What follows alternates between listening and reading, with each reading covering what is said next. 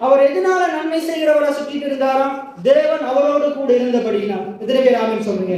என்ன சொல்லுங்க? தேவன் அவரோடு கூட இருந்தபடியால்.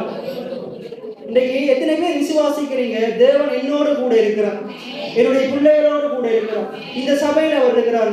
அப்ப நம்ம எப்படிப்பட்டவங்களா இருக்கணும்? அவரை போல நன்மை செய்கிறவங்களா இருக்கணும். அப்ப ஒரு மனுஷனுக்குள்ள தேவன் இருப்பாரா இருந்தா அவன் எப்படிப்பட்டவனா இருப்பான்? நன்மை சொல்லுங்க, நன்மை செய்கிறவனா இருப்பான். ஏண்டா தேவனிடத்துல என்ன இருக்குது? நன்மை தான் இருக்குது. பரலோகத்துல என்ன இருக்குது?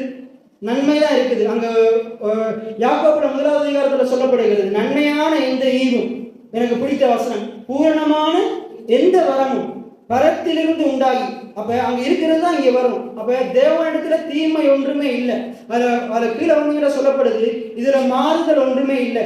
தேவனிடத்துல நன்மை மாத்திரம் தான் இருக்குது. அங்க அது வேற காரியம் ஒன்றுமே, மாற்றம் ஒன்றுமே இல்லை. நன்மையானது மட்டும்